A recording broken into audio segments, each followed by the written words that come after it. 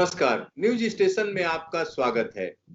नई Delhi railway station की जब हम बात करते हैं तो तमाम लोगों को यहाँ पर ढेर सारी भीड़, ढेर सारी ट्रेनें और इस तरीके के अनुभव लोग शेयर करते हैं। लेकिन अब ये स्थिति बदलने जा रही है और इसको एक तरीके से पूरी तरह से कायाकल्प करने की तैयारी रेलवे ने कर ली है।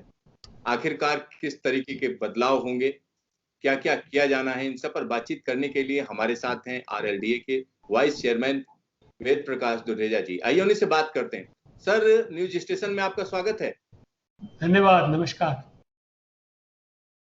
सर, किस तरीके के बदलाव करने का प्लान है नई दिल्ली रेलवे स्टेशन पर? देखिए, नई दिल्ली स्टेशन जो आज हमें दिखाई दे रहा है, इसमें बहुत ही बड़े बदलाव आने वाले हैं। इसमें एक तो जो सबसे पहला काम होगा कि जो डिपार्चर और अराइवल इनको सेग्रीगेट करेंगे। अलग-अलग लॉन्ज होंगे जिनमें पूरा एफ&बी होगा, शॉपिंग होगी और इसके अलावा इसका कमर्शियल डेवलपमेंट होगा, कुछ ऑफिस स्पेस और कुछ होटल और इस तरह के स्ट्रक्चर इसमें आएंगे। जो अजमेरी गेट साइड है, इधर करीब 40 मंजिला इमारत बनेगी और इसके अलावा जो सबसे बड़ा इसमें बदलाव आने वाला है वो है रोड नेटवर्क को लेकर के। इसकी कनेक्टिविटी इस समय अगर ख़ास तौर पे हम पहाड़गंज की बात करें तो वो काफ़ी ख़राब है। तो हम इस पूरे की जो अप्रोच है वो एलिवेटेड करने जा रहे हैं, जिससे कि आने वाले जो यात्री हैं उनको किसी भी तरह की असुविधा ना हो स्टेशन पहुंचने में। तो चारों तरफ एलिवेटेड रोड्स का एक जाल बिछाया जाएगा, पूरा नेटवर्क बनेगा, जिससे इसकी कनेक्टिविटी में बहुत बड़ा बदलाव आएगा। मतलब ये है कि जिस तरीके से नई दिल्ली का एयरपोर्ट है उसी तरीके की व्यवस्था करने का प्लान है? बिल्कुल, एयरपोर्ट के ही मॉडल पर इसको बनाया जा रहा है।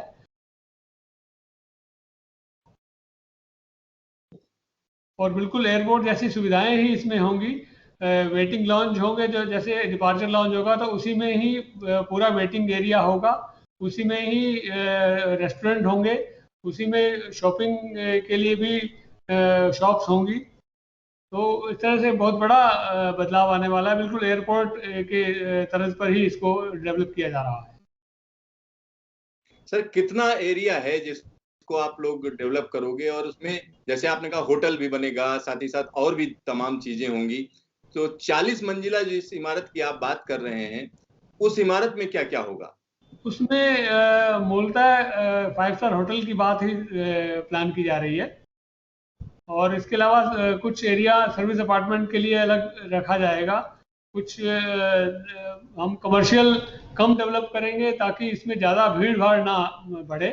एक पेडेस्ट्रियन प्लाजा होगा जो कनॉट प्लेस मतलब स्टेशन से कनॉट प्लेस की तरफ हम लोग पैदल जा सकेंगे और उसके दोनों तरफ एक जैसे दुकानें होती हैं और एक प्लाजा टाइप होगा जिससे वो पैदल जा सकते हैं। सर, अगर हम नई दिल्ली रेलवे स्टेशन की मौजूदा जो हालत है उसकी बात करें तो क्या जितने प्लेटफार्म इस समय हैं उतने ही उससे ज्यादा प्लेटफार्म होंगे या इनकी संख्या में कुछ कमी की जाएगी? किस तरीके के बदलाव होंगे ट्रेनों की आवाजाही को लेकर? नहीं, प्लेटफॉर्म के नंबर में बदलाव नहीं करेंगे क्योंकि ये नई दिल्ली स्टेशन में जो बेसिक जो इंफ्रास्ट्रक्चर है, यार्ड है, वो बहुत पुराना नहीं है। अभी 10-12 साल 15 साल पहले ही ये बनाया गया है, तो उसमें कोई बदलाव नहीं होगा। और 16 प्लेटफॉर्म हैं, काफ़ी हैं, कम नहीं है। इस पर इस समय 400 गाड़ियाँ चलती हैं और जब हम इसका वेटिंग टाइम बढ़ा देंगे, मतलब वेटिंग टाइम हम इसका एक्चुअली जितने भी लोग आएंगे डिपार्चर लॉन्ज में वो सब डिपार्चर लॉन्ज में ही वेट करेंगे और जब गाड़ी आने से 15-20 मिनट पहले ही उनको उतरना होगा प्लेटफॉर्म पर। तो हमें जो ट्रेन की बर्थिंग है वो भी कम हो जाएगी, तो नंबर ऑफ ट्रेन अपने आप बढ़ जाएंगी। सर, ये तो बात हो गई रेलवे प्लेटफार्म की। अगर हम बात करें जो तमाम सुविधाएं देने की आप बात कर रहे हैं, तो क्या उन सुविधाओं के लिए कुछ चार्ज लिया जाएगा? एक ये बड़ा सवाल होता है, हर बार पूछा जाता है कि जो तमाम ये प्रस्ताव अभी विचाराधीन है मिनिस्ट्री ऑफ रेलवे में और कुछ यूजर फी होगी, लेकिन इसका एक्सटेंड कितना होगा ये अभी डिसाइड नहीं हुआ है। तो जैसे डिसाइड होगा तो उसी तरह से पब्लिश किया जाएगा। सर, पास में एक स्टेडियम है, जनरल सिंह स्टेडियम, तो क्या उसको भी इससे जोड़े जाने की बात है या वहाँ की कुछ सुविधाएं बढ़ाए जाने की बात है? हम न्यू दिल्ली स्टेशन के साथ साथ पूरा इस एरिया की मास्टर प्लानिंग कर रहे हैं। जैसा मैंने बताया कि रोड नेटवर्क हमारे लिए सबसे इम्पोर्टेंट है, सबसे ज़्यादा ज़रूरी है कि रोड जो इस डेवलपमेंट की वजह से जो इसके आसपास की सड़कें हैं उन पर रश ना बढ़े और लोग आसानी से स्टेशन तक पहुंच पाएं। और हम लोग ये भी कोशिश कर रहे हैं कि कनॉट प्लेस में रश कम हो जाए। कनॉट प्लेस जो लोग न्यू दिल्ली स्टेशन आते हैं वो बिना कनॉट प्लेस को टच किए वो बाहर निकल सके, तो वो भी हम जो रोड नेटवर्क डेवलप करेंगे उसमें इस बात का भी ध्यान रख रहे हैं।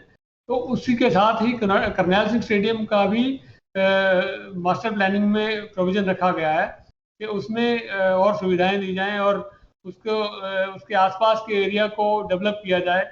अभी तो बिल्कुल वो बड़ा अंडर यूटिलाइज पड़ा हुआ है, तो उसमें भी हम डेवलप करेंगे और कॉलोनी का भी मास्टर प्लानिंग इसके साथ ही कर रहे हैं।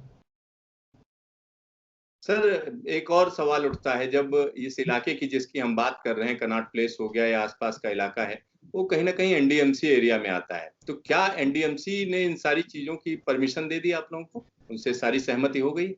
नहीं, अभी देखिए जो नई दिल्ली स्टेशन पर जितना डेवलपमेंट हम फर्स्ट फेज में करने जा रहे हैं उसका इन प्रिंसिपल अप्रूवल पहले सारी संस्थाओं से लिया गया था। अब हम जो मास्टर प्लानिंग कर रहे हैं बाकी एरिया की जो एडिशनल एरिया है उसको हम उनके साथ कोऑर्डिनेट करेंगे, उनसे उनके सुझाव लेंगे और जो भी बदलाव की जरूरत होगी हम उसको करेंगे। क्योंकि हम लोग भी चाह रहे हैं कि ये केवल रेलवे स्टेशन का विकास नहीं बल्कि ये जो पूरा नई दिल्ली एरिया है और पूरे शहर के लिए ये एक अलग माइलस्टोन बने, लोग इसको एक मॉडल की तरह देखें। तो हम नहीं चाहते कि इस डेवलपमेंट की वजह से जो सड़क है या आसपास के जो एरिया है उसमें कोई भी असुविधा उत्पन्न हो। सर, एक और सवाल पैदा होता है, जब हम बात करते हैं नई दिल्ली रेलवे स्टेशन के रीडेवलपमेंट की, तो क्या ये स्टेशन चलता रहेगा और साथ ही साथ काम होता रहेगा? क्या प्लानिंग है और कितना इसमें पैसा लगेगा और क्या प्राइवेट पार्टीज को भी इसमें इन्वॉल्व किया जा रहा है? ये पूरा स्टेशन ही पीपीपी में डेवलप हो रहा है, रेलवे इसमें अपना पैसा खर्च नहीं करेगा और जो कुछ उनको बिल्टअप एरिया दिया जाएगा कमर्शियल एक्सप्लॉयटेशन के लिए। जैसे मैंने बताया एक होटल बनाने का प्रस्ताव है तो वो प्राइवेट डेवलपर ही बनाएगा और जो उनको बिल्टअप एरिया देंगे करीब 2.5 लाख स्क्वायर मीटर का कमर्शियल स्पेस डेवलपर को दिया जाएगा, जिसको वो ऑफिस स्पेस की तरह इस्तेमाल कर सकता है, जिसको वो बना करके कमर्शियल स्पेस की तरह इस्तेमाल कर सकता है, होटल बना सकता है, सर्विस अपार्टमेंट बना सकता है। तो इन सब ऑप्शन के साथ वो इसको मोनेटाइज करेंगे, डेवलपर करेगा और पूरे स्टेशन को वही डेवलप करेगा। सर, जो प्राइवेट डेवलपर होगा उसको कितने साल के लिए दिया जा रहा है ये सारा? ये हमारे प्लान के हिसाब से 60 साल के लिए उसको मेंटेनेंस भी दी जाएगी, पूरे स्टेशन की O&M 60 साल के लिए डेवलपर के पास रहेगी। सर, अगर हम रेलवे की बात करें तो रेलवे किस तरीके से उस डेवलपर से चार्ज करेगी? उससे क्या मिलेगा इनको? क्या एक मुफ्त वो पैसा देगा और उसके बाद जो है जो भी कमाई होगी वो अपने पास रखेगा? शेयरिंग बेसिस है रेलवे के साथ? इसमें अभी जो फाइनेंशियल मॉडल है वो वर्कआउट अभी किया जा रहा है। जैसे अभी हम लोगों ने एलिजिबिलिटी कंडीशन के लिए RFQ कॉल किया है, तो इसका जो फाइनल फाइनेंशियल मॉडलिंग है वो अभी चल रहा है। तो जब RFP के स्टेज पे ये बात आएगी तो उसमें जो वो हमारे लिए स्टेशन डेवलप करेगा, करीब 5,000 करोड़ मैंडेटरी कॉस्ट आ रही है स्टेशन डेवलपमेंट की, और उसके ऊपर वो हमें एक प्रीमियम देगा, लीज प्रीमियम देगा, अपफ्रंट होगा या दूसरे मॉडल से होगा, वो वर्कआउट किया जा रहा है। लेकिन वो ओवर एंड अबव रेवेन्यू वो रेलवे को और देगा इसके ऊपर।